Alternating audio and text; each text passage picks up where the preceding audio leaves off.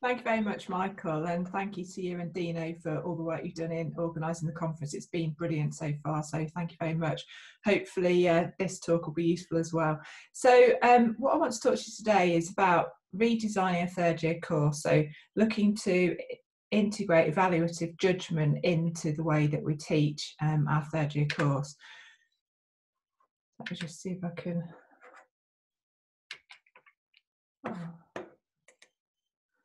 Okay, sorry about that, my pointer's not working. Okay, so why was change needed?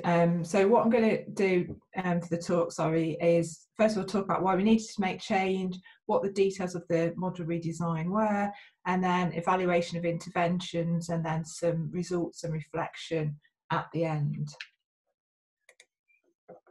So just to give you a bit of overview of the structure of our course. So in the first and second year, probably like many of the practical courses, we're looking to develop students' practical skills and techniques.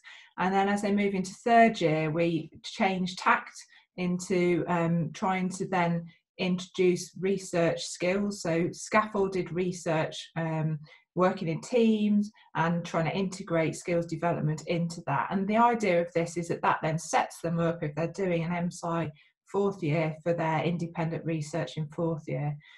But we needed to make change, and students had given us feedback over a number of years which has suggested that they really found it quite challenging moving to this more independent way of studying.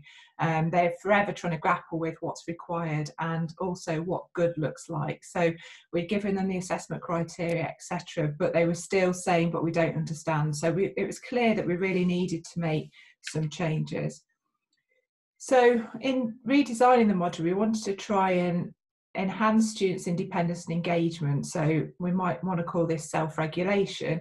And we wanted at the same time to engage students with the learning outcomes and the assessment criteria. So rather than them coming to this at the end when they're going to get assessed and thinking, what do I need to do a good job and get good marks, we wanted them to understand from the very outset of the module what the learning outcomes were. And in doing that, we hoped that we would enhance the transparency of the assessment. And at the same time, what we wanted to do was to reduce the overall load on the students. So I mentioned just then about evaluative judgment. So what this is the ability to make judgments on your own work. And it's something that all of us do routinely, and we probably forget when we started doing that and what a process it was to get to the point of being able to do that effectively. And I think I hadn't probably quite realised that that is a skill that maybe some of our undergraduates are still developing and will go on to develop, and so we can't assume that they are good at doing that. Sometimes evaluative judgment is called self-regulation if you look in the assessment literature as well.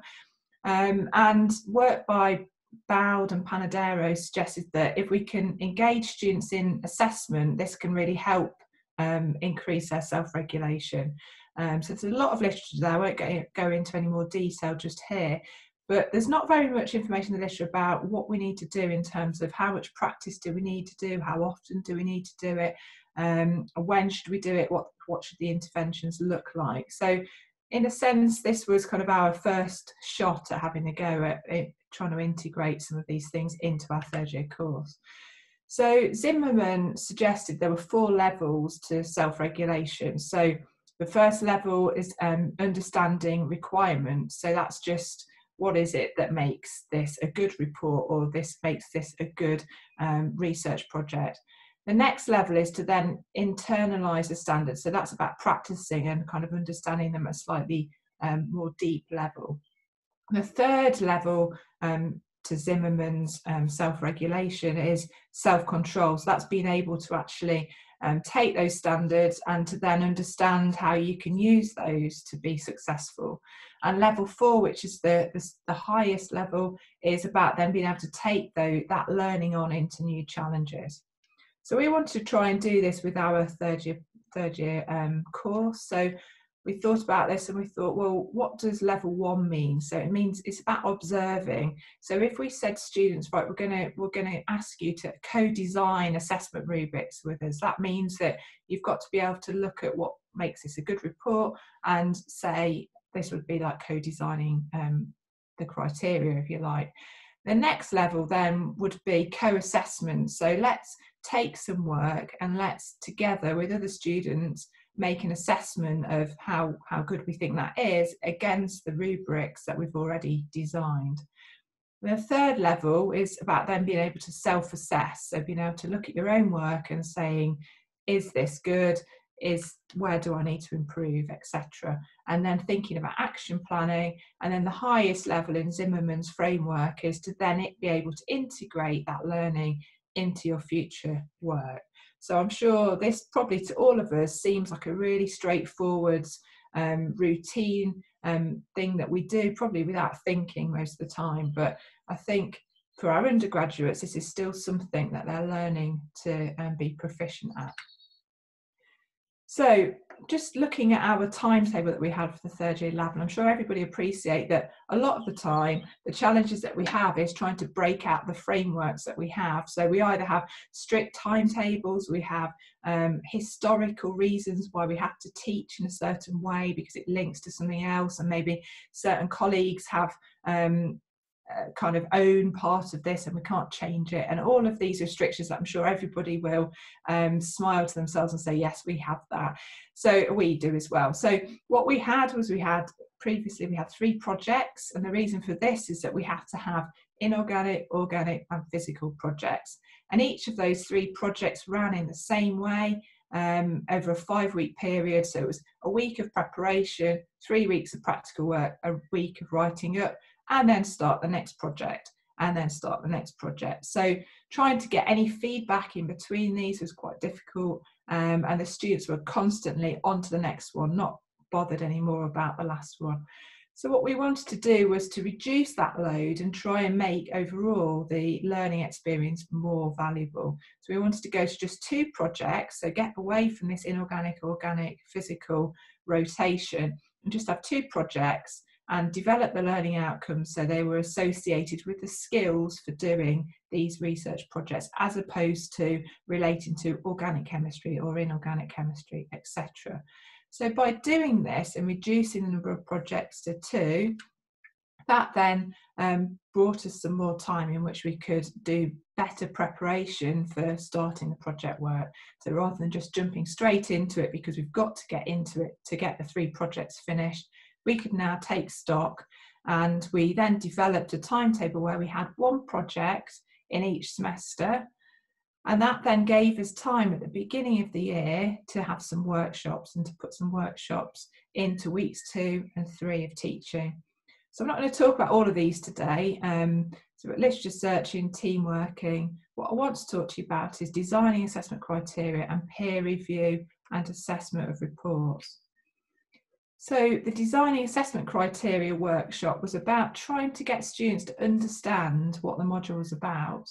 So I really believed that the students had enough knowledge to understand what the module was about. So I said to the students, third year is going to be like this. It's going to be a project. This is how it's going to work. Now I want you to think about what skills you've already got that are going to be useful for this project. So I asked them, reflect on the skills you've already acquired that are going to be applicable to this project work in the third year. Then have a think about what skills you think you need to still develop to carry out the mini projects.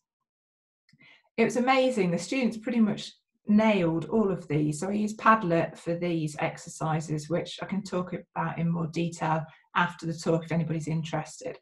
I then said to the students, okay, so you've worked out what skills you've got, you've worked out what skills you need to develop. Now tell me what you think the learning outcomes should be. And again, they pretty much nailed these. Really, really impressed with this. So it's not that we design it and only we understand. The students actually, given the time, can do a pretty good job of doing it themselves as well. I then asked them, well, how can we assess these? Because ultimately we have to assess them because we have to return a mark for you. I then wanted to get the students to start looking at reports. So this was, the next workshop was looking at what makes a good report. So rather than them at the end of the year saying, well, should I include this? Should I include that? How should I write it? I wanted them to look at some reports at the beginning of the year and think about what made some of these reports good and what they thought needed improving in some of these reports. I then asked them, well, what do you think the assessment criteria should be? I.e., what makes this good? And then I asked them to start co-assessing reports using those criteria with their peers in a workshop.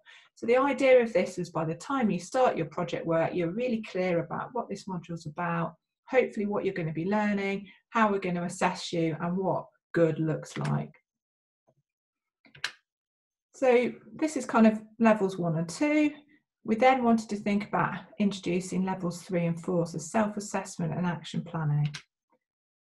So later on, after the first project, during the write-up period, we asked them to self-evaluate themselves. So we gave them the marking criteria that we were going to mark them against, which they'd already seen in the earlier workshops, and we said, right, self-evaluate yourselves against these criteria.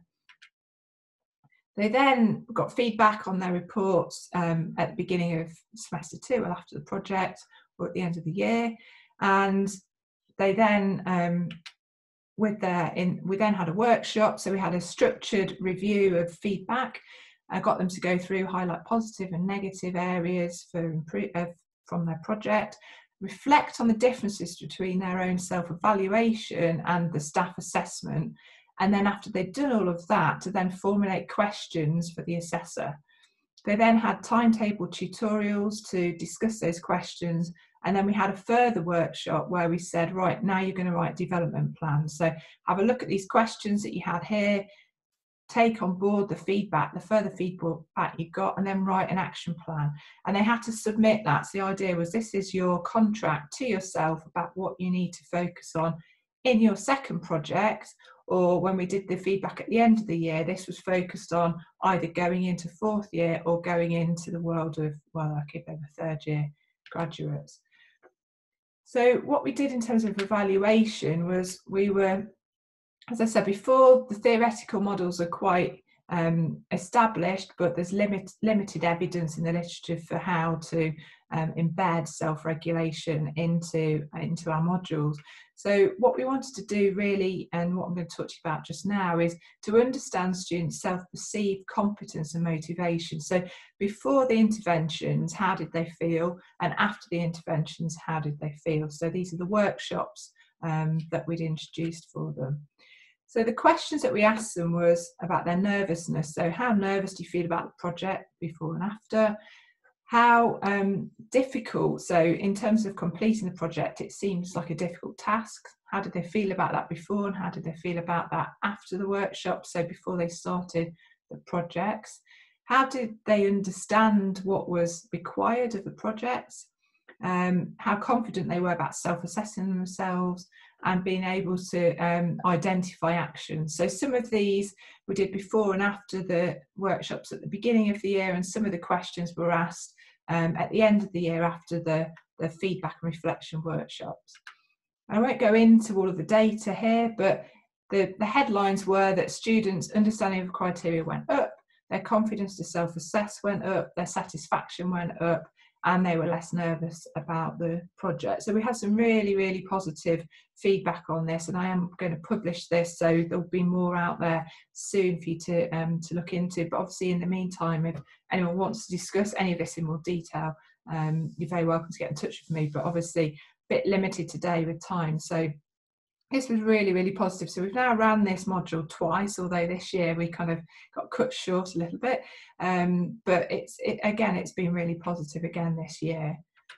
So what we really was really pleased about was that students were aware, had better awareness of what was required of them. And here I'm talking about assessment rubrics.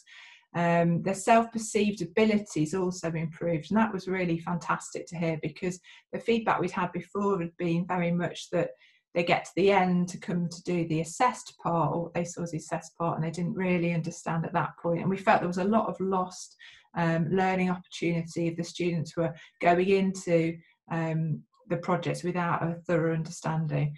So we're going to do some more evaluation on the self-assessment part and the feedback reflections. This is all kind of work in progress at the moment. And we've got ideas of how we might then kind of modify this in future years. So in terms of acknowledgements, obviously students and colleagues, so people have just really engaged with this fantastically, and we couldn't have done what we did without the feedback we've got from the students. We've got thousands and thousands of responses across 2 years and across all of the different workshops that we've done. And as I say, we are currently still analysing data. Carmen Thomas and Jonathan Halls at the University of Nottingham in the teaching excellent service, they've been doing the data analysis. I wanted to thank Michael and Dino for the invitation today to talk. It's quite funny actually thinking about this, because when Michael first asked me about this back in, we were in Italy at the Eurovariety last July, and it seems quite funny now that we're here, and actually this is the only conference probably a lot of us will go to this year because we can't physically get together. So thank you very much for the invitation. Thanks to everybody for listening, and very happy to take any questions now or at a later date afterwards if people want to contact me by email. Thank you.